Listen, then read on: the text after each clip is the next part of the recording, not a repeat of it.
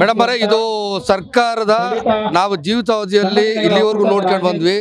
ಸರ್ಕಾರಗಳು ಭ್ರಷ್ಟಾಚಾರಗಳು ಆಮೇಲೆ ಬೇರೆ ಬೇರೆ ಅಕ್ರಮಗಳು ಮಾಡ್ತಾ ಇದ್ರು. ಆದರೆ ಇಂಥ ಮಾನಿಗೇಡಿಯ ಹಗಲು ದರೋಡೆಯನ್ನು ಚರಿತ್ರೆಯಲ್ಲಿ ನಾವೆಂದೂ ಕಂಡಿರಲಿಲ್ಲ. ಇಂಥ ಹಗಲು ದರೋಡೆ ನಡೆದರೂ ಸಹ ಸರ್ಕಾರ ಆ ಕ್ರಮ ಜರುಗಿಸೋದ್ರಲ್ಲಿ ಆಮೆಯೋಗದಲ್ಲಿ ನಡೀತಾ ಇದೆ. ಇಲಾಖೆಗಳು ಸಹ ಆಮೆಯೋಗದಲ್ಲಿ ನಡೀತಾ ಇದೆ.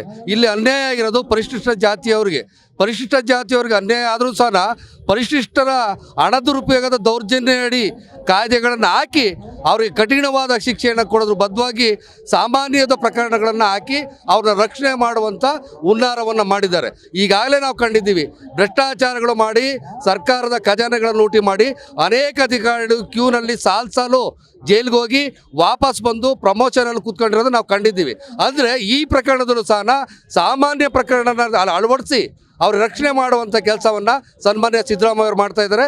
ಅವ್ರ ಮೇಲೆ ಪರಿಶಿಷ್ಟ ಜಾತಿ ಮತ್ತು ಪರಿಶಿಷ್ಟ ಪಂಗಡ ದೌರ್ಜನ್ಯ ತಡೆ ಕಾಯ್ದೆಯಡಿನ ಅವ್ರ ಮೇಲೆ ಕ್ರಮ ಜರುಗಿಸ್ಬೇಕು. ಒಂದು ಇದಲ್ಲದೆ ನಮಗೆಲ್ಲ ಭಾಳಷ್ಟು ಸಂತೋಷ ಇತ್ತು.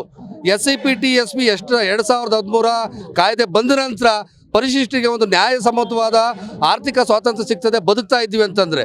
ಆದರೆ ಸಿದ್ದರಾಮಯ್ಯನವರು ಚರಿತ್ರೆಯಲ್ಲಿ ಯಾರೂ ಕೊಡಲಾರ್ದಷ್ಟು 2023-24 34,000 ಕೋಟಿನ ಕೊಟ್ಟರು. 2024-25ರಲ್ಲಿ 37,000 ಕೋಟಿ ಕೊಟ್ಟಿದ್ದಾರೆ.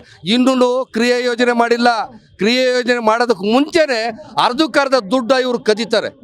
ಅಂದರೆ ಇಡೀ ಚರಿತ್ರೆಯಲ್ಲಿ ಇಷ್ಟು ಪರಿಶಿಷ್ಟರ ಹಣವನ್ನು ಕೇವಲ 6 ತಿಂಗಳಲ್ಲಿ, 1 ವರ್ಷದ ಅವಧಿ 6 ತಿಂಗಳಲ್ಲಿ 25,000 ಕೋಟಿ ಲೂಟಿ ಹೊಡೆದಂಥ ದಗಾಕೋರ ಮುಖ್ಯಮಂತ್ರಿ ಇಡೀ ಕರ್ನಾಟಕದ ಚರಿತ್ರೆಯಲ್ಲಿ ಯಾರೂ ಇಲ್ಲ. ಅವರು ಪರಿಶಿಷ್ಟ ಜಾತಿ ಮತ್ತು ಪರಿಶಿಷ್ಟ ಪಂಗಡ ಅಹಿಂದ ಜನಸಮುದಾಯನ ಪ್ರತಿನಿಧಿಯಾಗಿ ಮಾತಾಡಲಿಕ್ಕೆ ತನ್ನ ನೈತಿಕತೆಯನ್ನು ಕಳ್ಕೊಂಡಿದ್ದಾರೆ.